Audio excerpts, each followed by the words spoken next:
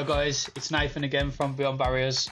Welcome to episode 5. Today I'm joined by uh, a lady called Teresa. Teresa. Yep, Teresa, who is an advocate for domestic violence and is slowly changing the world, one care package at a time for people who have suffered the same. So, Teresa, will you be able to tell us a little bit about yourself, your journey, your story, where you've come from, and how you just how you've ended up where you are? I know me and you've had a little bit of a chat previously, but people are going to be confused Absolutely. about that accent. Absolutely, very much so. So I was I was 18 when I met my ex-husband. Everything seemed fine. We kind of, we dated, we rowed, but nothing untowards kind of thing. Um, but the rows got worse and worse each time, whether it was a push or a shove or something like that. I didn't really take, it was, he would say to me afterwards he was really, really sorry and that I made him do it. I made him angry. He cared about me. He loved me. He was frightened of losing me. And slowly I became more and more reliant on being with him and the lifestyle and stuff like that. We went on to have 3 children and he would say, stress at work would make him violent or aggressive or, kind of thing. And then I suddenly started to realize and build a picture up in my head of kind of the incidents that I've gone through weren't right. They weren't right. When my son was 18 months old, I was looking after some other children and he grabbed my son's arm and I stood up and like took my son off of him and he punched me in the back of the head and broke his thumb. I called the Well, so police then. he must have hit you hard to break his foot. Absolutely, absolutely. So I called the police, and his mum and dad came and said, if you report this, it'll be the worst mistake of your life. Oh my So, God. So he was also persecuted by his parents. absolutely. So when the police did arrive, and they did come, and I did say to the police officer, he has hit me, but I'm not going to press charges. And I suppose really kind of that's all I ever wanted. I didn't want to be you know, break up a home or anything else like that. I just wanted him to stop. I wanted him to stop and actually be the man that I thought I married. Because obviously he was very charming, he was very kind of, to everybody else, he was a lovely chap, life and soul of the party, behind Yeah. closed doors, it was a very different kind of situation. So we carried on and we carried on, and he joined the special police office and was part of the special police officers in Northampton. And he used to go out with, his friends, and he'd come back to me and he'd say, "Oh, I've been to this woman today, and she got beaten up by her husband." But And he you're couldn't thinking, that's what see. happens to me every day. Yeah. Absolutely. But because he didn't physically punch me in the face, he'd hit me, he'd throw things at me, he'd grab me by the throat and pin me up against the wall. That wasn't the same for him because I didn't have a black eye. He used to make sure if he bruised me, it was always internally, like on my tummy, on my chest, kind of thing. He'd throw things at me. Only once did I ever end up with a bruise on my head, and I told my whole family that I sneezed when I went into the airing cupboard because I just I didn't want to feel like a failure, but I didn't want, I didn't know where Yeah. to go. So I Did the just kids wished ever see then. him be violent? I thought not, because what he used to do just before he would be abusive to me, he'd send the kids upstairs.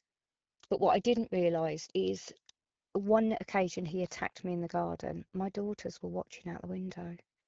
So Oh when my he God. was eventually arrested, my daughters gave statements on seeing him drag me around the garden. And I felt awful as a parent, absolutely awful, because I thought I was trying to protect them. I was trying to Yeah. protect them from seeing anything horrible. They were upstairs, they were safe, kind of thing. Only once did I ever really fear for my children, and it was just before we split up. He strangled me to the fact if I was passing out. And I Oh kept my God. thinking, if he kills me, he's going to kill the kids. And I was frantic, absolutely frantic. He just dropped me on the sofa once I'd kind of passed out. And then afterwards, he just said, "Look at the state of you. Who would ever want you?" And it got to the stage I just thought either one of us is going to die. And I really did believe I was going to be killed. So after that, kind of, I slept with a carving knife under my bed because he'd always say to me on a regular basis, if I ever killed you, I'd make it look like an accident. Because he was a And I police lived with that. officer. Absolutely. And he Yeah. said that nobody would ever believe you. Nobody. There was, kind of, and there was various incidents that you kind of almost forget because they were not trivial, but they kind of, the following day he'd be flowers and, he bought me a cat because he beat me up. He bought a cat because, that's another thing that kept me at the house because I had a cat to look after. He And kind of, and to everybody else, he was a charming man. so, did he manage to isolate you from your family and stuff as well, then, and your friends? Absolutely. So he would make, like, we'd go out when like, say my sister was having a birthday, he'd book tickets to go out and take us out. And he would, and if I complained, it was like, you're so ungrateful. This is kind of, but he'd do it deliberately. And then he had this thing where he would say about my older sister that he should have been with her so that I didn't want to spend time with them because I felt that he wanted her, not me. And it was really odd, but it was just kind of, I didn't notice at the time. That's the frustrating thing. It was subtle and it was done gradually. It wasn't, and for anyone that says, just leave, they don't realize that you don't go into a relationship with somebody and they punch you in the face, because you would leave. If I Yeah. met somebody tomorrow and they punched me in the face, I would leave.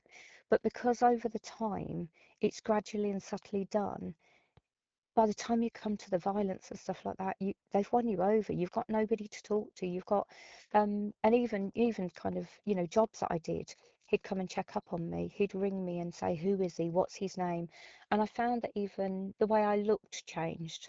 So I went from having long hair to being, quite girly, to Yeah. being quite masculine and having my head shaved. So that I had a cropped haircut because I didn't want to look attractive to other men, because I would be accused of sleeping about or having an affair, or and even to the fact of I couldn't wasn't allowed to look out the car window, because he'd say, oh, do you want him, do you want him, is that what you want to go off with him and sleep with him? And you just think, I'm just looking out the car window, might be looking at a shop, I might be, but Yeah. so I couldn't sing. I wasn't allowed to sing in the car, and I wasn't allowed to. I drove, but I wasn't allowed to drive on a motorway. And he'd check the sat nav to see where I'd been, and really random things. But it doesn't happen overnight. It was a long 18 years, and eventually we had a big blowout, and he moved in with his mum and dad, and he came back and said, oh, to ask the kids who wanted daddy to come home, and none of them wanted daddy to come home. So we said we'd go out the last evening, and we said we'd just talk about things and see if we could clear the air and work out what was going wrong. Yeah. So we went Y- out, and he put me in the car. He drove like an absolute idiot, and he said he was going to kill us both, and the kids would be left with no parents. And I frantically, frantically begged him for my life, to the fact of I just thought my kids are going to grow up without me. So So even on that last day when you tried to console him and make friends, absolutely, he was still playing the game absolutely. then. Yeah, absolutely. And he basically, he said, he drove erratically along a long dual carriageway. We parked up.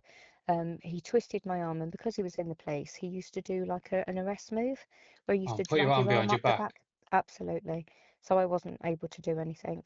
Eventually, I managed to calm him down, and I said, look, let's just go home. Let's just forget all about this, because I just wanted to get out of the car and just be on my own. So we had a babysitter at the time, because which was his brother and his sister-in-law. And we went home. I went straight upstairs because obviously I was in bits. And he took both my phone and the children's phones off of them, and the house phone was unplugged. He knew I was going to call somebody that night. He knew that I was at the end of my tether. I just couldn't cope anymore. Yeah. Um, and so I waited. I played Happy Families for the weekend. And then on Monday morning, I rang the Sunflower Centre in Northampton and said, I just need help.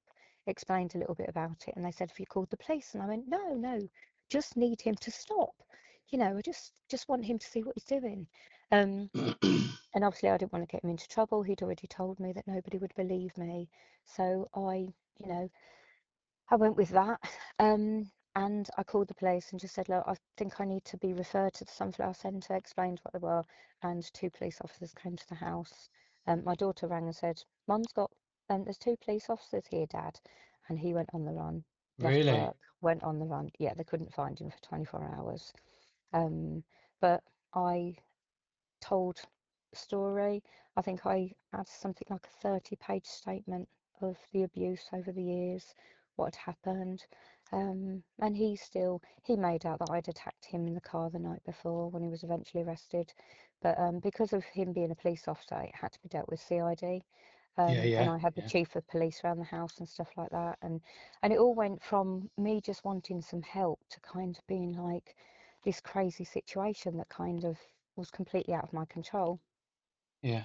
Anyway, I went with it. They came, they came, they said he couldn't come back to the house, kind of things like that. They would contact me. And the next day I thought, right, I'm just going to take the kids out. Just, there's enough crying, enough tears, kind of thing like that. So I took them out just to get some couple of bits of shopping and to treat my oldest daughter to a duvet cover. And he'd emptied both bank accounts. He'd left me with not a penny. Oh my God. So I then, obviously, I explained to the police officer when they called, kind of thing, that he'd, and they helped me out. They said that social service would give me £100 and Women's Aid gave me a voucher, or victim support gave me a voucher for £30, just so I could get some bits for the kids. And ever since that generosity that I received then, I pay back on a regular basis. I do so much charity work now. I'm involved in Random Act of Kindness in Dudley, and I've got to know a really lovely lady, Kate, and she does lots of referrals for people. She also works for Black Country Women's Aid, so I help her as much as I can, kind of thing. Um, but if the one thing that comes out of this, if anyone ever knows, is there is help out there. Don't believe what they're saying. Don't believe, you know, take all the help you can get, because I've now moved a long way away. I'm remarried, and I'm a manager of a store, which I absolutely love. And if you'd said to me 15 years ago or 16 years ago, you know, this is what you'd be doing, I'd think, no, no. I did something silly and I attempted to take my own life because it was the only way out. And I don't ever want anyone to feel like that. There is always going to be somebody you can talk to. If it's, Yeah, if it's a colleague at work, if it's your mum, if it's your sister or something, you are not to blame. You are not to yeah. blame for their behaviour. And that's the one thing the Freedom Programme taught me, is that everything I went through was almost like he'd read a manual. That's what they do. They'd base this Freedom Programme on people that were in prison for domestic violence. And Okay. and all of these things, they tell you they're gonna die. They're going to tell you that they can't live without you. All of this rubbish just to get you back. And don't believe it. Be strong. And believe in yourself. You are. And I'm slowly getting back. Well, I say slowly. I think it took me about 2 years, and my mum actually said to me, she gave me a big hug, and she said, "Oh, I finally got my daughter back." Oh, And that broke me, because I thought, I didn't realise I'd gone. yeah, So yeah, it's been a tough challenge, but as I say, I'm in a very good position now. I certainly won't ever get in that situation again. And I dated briefly after I split up with my ex-husband, and somebody I was dating, just a kind of a friend of a friend kind of thing, and he said to me, "Oh, I'll let you." And it just sent red flags, and I just said, "Look, I'm gonna have to go. I'm just gonna have to go." And I never really gave them an explanation, but nobody lets me do anything, you yeah. know. You do what you want It to do. just absolutely. So Yeah, yeah. yeah, that kind of, yeah, that's where we are today. So, but yeah, but as I say, if it can just help somebody know that actually, you are going to be believed. People will believe you, and nobody should feel fear at home. No, Teresa, that's you're unreal, man. bless you. You're I just, absolutely amazing. You're one of the most inspiring people I've ever spoke to go through. oh, Like most people will have short-term trauma, like myself losing sight and stuff with mental health. yeah. You had long-term abuse, Oh, and absolutely. I did have, was treated for post-traumatic stress in the end, yeah, because I didn't, even silly things, I didn't know what to cook for dinner. I didn't know what to wear. Nobody was telling me what to do anymore. And that sudden, like, freedom, kind of suddenly sent me a bit too lally and thinking, I don't know what I'm doing with my life now. I'm very fortunate that I did meet a wonderful man, I didn't want to meet anybody for my children because they had enough crap and men and stuff like that in their world. Yeah. But I wanted to meet somebody for me that I could ring in the morning, just say good morning and Yeah. have Yeah. that kind of, and I met a wonderful man. He was originally from Dudley, Okay. moved to Leicester, and yeah, we just kind of we hit it off from day one. He'd gone, he'd had tricky situations in the past, and we just kind of and slowly he grew to kind of heal me as such, with kindness and patience, and I had to believe that he wasn't going to do what my ex-husband had done. And Yeah. I have, and he's wonderful. He drives me bonkers because he's not very good at cooking and Yeah. he's not the most domestic goddess, but he's a wonderful man who works hard, and I'm very lucky to have met him. And he loves you. Absolutely. Yeah. Absolutely. And this week we celebrate our ninth wedding anniversary. So, No way. yeah, absolutely. Yeah, we've Congratulations. thank you. But yeah, as I say, if this just helps one person just to call the police and say, look, this isn't right. And if it doesn't feel right, trust your instincts. Teresa, salt of the earth, mate. We am yam yams. We're the best Bless you. people. Absolutely. I've worked Uh, that one out. and this is probably going to be, if this question is triggering or you don't answer, No, please no, just no, not say. at all. No, But it's fine. in your opinion, do you think that your kids witnessing stuff like that and growing up how they've grew up, has that affected their relationships in life, or are they all Very grown much up now? so. Yeah. Very Oh, much okay. so. So my daughter doesn't have any relationship with her dad at all. She tells Okay. people he's actually dead. So she kind of thing. But she struggles herself. She struggles. So she's a single parent with three children. So I think relationships, I think she's always expecting them to turn out like they're her dad. Yeah. So she unfortunately is on her own with three children. My son does have a relationship with his dad, had a slightly different relationship with his dad, I think, once we split up, kind of thing. I lost my oldest daughter to domestic violence. So my oldest daughter, who is 30, or will be 31 this year, continued to abuse me once we'd split up. And then she went to live with her dad.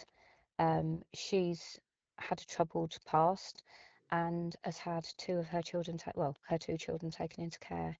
So it has really damaged the children, really damaged. And I think if I had one regret in life would be that I didn't fight for my oldest daughter. I believe she wanted to be with her dad. She was always a daddy's girl. Yeah. And because she continued to abuse not only me, but my other two children, Yeah. she had to go and stay with him. But once he'd found a new wife and then he had IVF and she fell pregnant, he basically tossed her into the rubbish and sent her into a bed sit. And unfortunately, so yeah, it really does. And as I say, in hindsight, when my son was 18 months and he broke his hand on my head, I should have gone then. I should have said Yeah. to the police officer then, I'm coming with you. This is why hindsight's a lovely thing, mate, because it's not real. Absolutely. No, it's not Yeah. real. It's not No. real. And as I said, if that time, 7 years prior, so even if the officer had said to me, Teresa, there is somewhere we can go, we can make you safe, I'd have gone. I'd have Yeah. gone because actually it got to the stage where there was only one way out, and that wasn't the way I wanted to leave my children. I didn't want my Mm. children to kind of. I never spoke about what I did and how I tried to end my life, but my Oh. ex-husband thought it was a good idea to tell my children. Oh. Well, that's just another way for him to have power over you and Absolutely. try and win again. Absolutely. Yeah, But and he did. now He look what you're tried and doing. tried. Absolutely. And I have got, and it's sad that I don't see my oldest daughter, but my son, I'm extremely great, proud of him. He has become a lovely young man. He's Yeah. driving, he's working, he's currently just flown off on holiday with his girlfriend, and he's a lovely kid. He really is a lovely kid. My daughter, I'm immensely proud of. She works really, really hard, and she has given me three absolutely amazing grandchildren, and my life is absolutely fulfilled with, I do the Love. school run, I do absolutely, Yeah. but I just feel like kind of my life is so precious at the moment, and I'm Yeah. so very grateful for everybody and everything I have in my life. And I think, this story would be very different I hadn't been found and I hadn't been, helped, my Yeah, life would be very different now. But I've got so much to live for and so much to, so much to give out of life. It is, life is wonderful now. And as I say, look back now, and that life was a TV program, s- you know, yeah, yeah, EastEnders, something like that, yeah. kind of thing. But as I say, it's very easy for people to just say, she should have just left. And I think that's what the thing that now frustrates me, because when I hear people go, "Oh, she should have left," they don't understand. They That's don't this. understand. That's the same kind of thing as when people are suffering with mental health, depression, anxiety, whatever, Absolutely. and people say, "Oh, just pull yourself together." Absolutely. Yeah. If it was, And it's if not it that was that easy. easy, I would have done it. Absolutely. No, Yeah. but exactly, and it is that, and sometimes, kind of, I mean, my thing was that obviously after that, because my ex-husband had taken the children off of me. I'd been Mm, suspended from work because I was working in a school. He made some horrible allegations about me, and temporary I was called by the police and said, "Don't pick your children up," and I just sort of lost everything. He's won. yeah, And actually, I woke up in hospital and I thought, he hasn't won. He hasn't won. My children deserve better.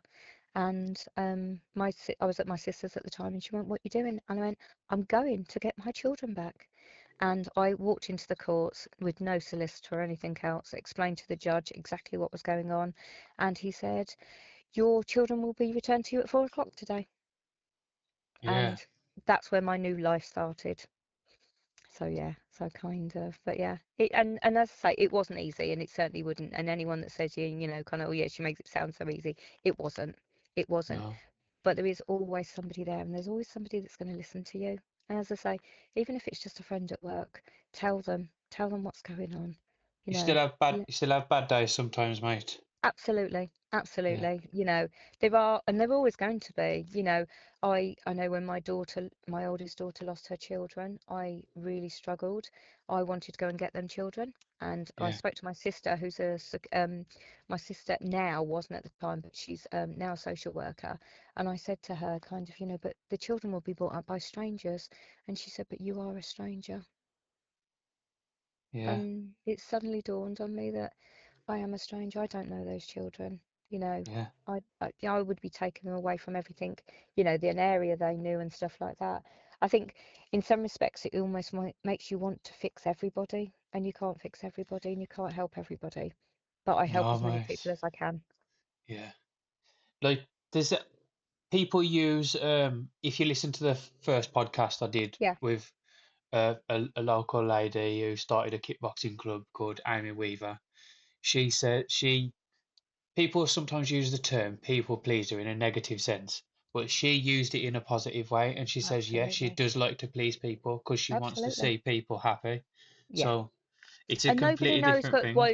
what goes on behind closed doors. So if No, you're making them exactly. unhappy, you don't know. I mean, we're all very good at putting on brave faces, aren't we?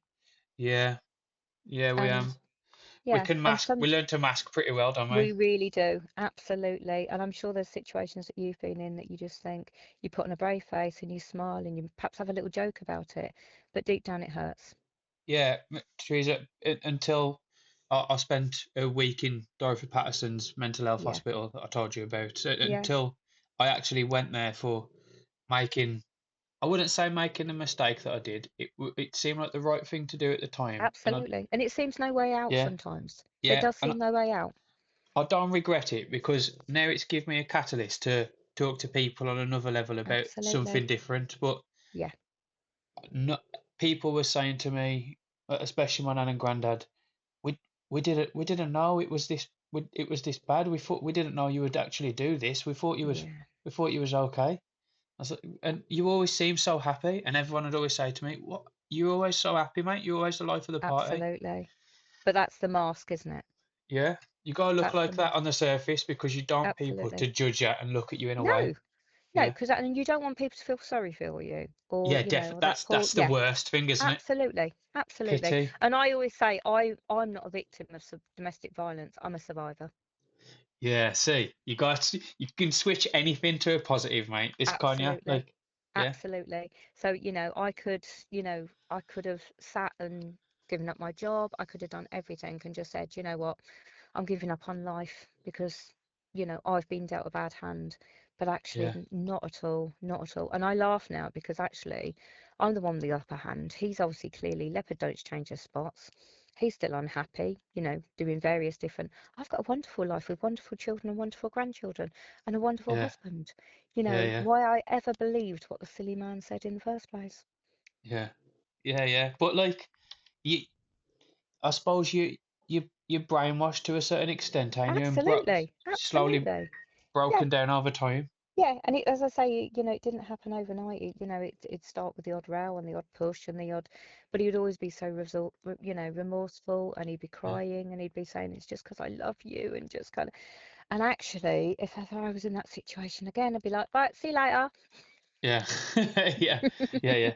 Yeah. Bye. Bye bye, see you Yeah. later. Yeah, wouldn't even look Yeah. back. How do you deal with them bad mental health days now, mate? What is your coping strategy So for I that? do look at what I've got. So I look around me. I not even just material things, but I've got Mm. some wonderful friends. I Yeah. have got kind of, work colleagues, slowly over time I've been able to tell people, because in the beginning I was so embarrassed. But now, and I do say sometimes, and Hilary will probably tell you, I have manic days and that's how I cope. So if I'm having a struggle, I tend to be a little bit manic, and I have to say to my team at work, sorry, I'm a bit manic today. And it might be that I change the whole story about because I'm just a bit manic, but it's finding a way of coping. Yeah. So just having that, I like to be on my own sometimes, just with my own thoughts, because Yeah. you don't have to explain to somebody why you're feeling sad or why you kind of don't want to talk today. So Yeah. Yeah. being, um, but I also find that now I find things for me to do. So about a year ago, I took up swimming and lost some Okay. weight, kind of thing. But I go swimming, and my swimming is I go swimming on my own at 6:30 before I start work in the mornings, and that's me time. And I think it is finding something that you enjoy, that you can just take yourself away from however you're feeling, because we're all going to have them dark, horrible days, but Yeah. actually it's finding a way and doing something you love, kind of. I always say to people, if you come to my house and I've got 6 cakes on the go, I'm a bit stressed, because that was my coping Yeah. mechanism and I think the thing is be kind to yourself as well. Yeah. If you're having a day where you really can't do it, don't do it. Don't Yeah. do, don't do it. It's Be okay kind. to not be okay. Absolutely. We're so very judgmental of ourselves and, and what we're doing and stuff like that. But actually, it doesn't matter. It doesn't matter if today you can't function. You just tomorrow you get up. And I did when I had post, like, when I kind of split up and I was treated for post-traumatic stress. I saw a lovely doctor. It wasn't my own doctor, it was a locum doctor. And she said, you need to treat life as a book. So every night, close the page and open a fresh page in the morning. And I still do that now, mentally in my head.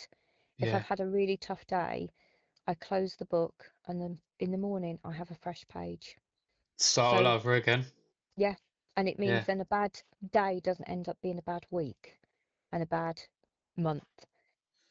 Teresa, thank you very much for No, you're welcome. sharing your story with everyone, and I hope that some people can relate and can take some solace from what you're saying and know that Absolutely. they're not alone. So shout out to local domestic violence charities, St George's in Wolverhampton, Chad in Dudley, and Teresa, if there's one quote or anything you'd like to say for people listening, not just suffering with domestic violence or living with domestic violence, people with any type of who's going through any type of trial or tribulation at this time in their life. If there's anything you'd like to say, a quote or something that you live by or whatever, just Just that yeah, you deserve to be happy. yeah, I like that. You deserve to be happy. Everybody deserves to be happy. And it doesn't matter if I don't agree with it, you don't agree with it, whatever. Everybody deserves to be happy. Yeah, yeah, I like that. And is there anyone you think that would be a good fit for this podcast who has also showcased resilience? Would you like to nominate them? Oh, I don't know. I don't really think of anything. I think my sister's a bit far away because she had breast cancer and is kind of. I'll speak to my sister first, and then I'll get back to you if that's okay. Yeah, that's good. We're Lovely, happy to speak to anyone and showcase everybody's resilience. Everyday lovely. people with everyday stories. Absolutely. Thank you Well, thank so you much, so Teresa. much. No, thank you. It's been lovely to talk to you. Cheers. Goodbye. Thank you. Thanks, Bye guys, for bye. listening.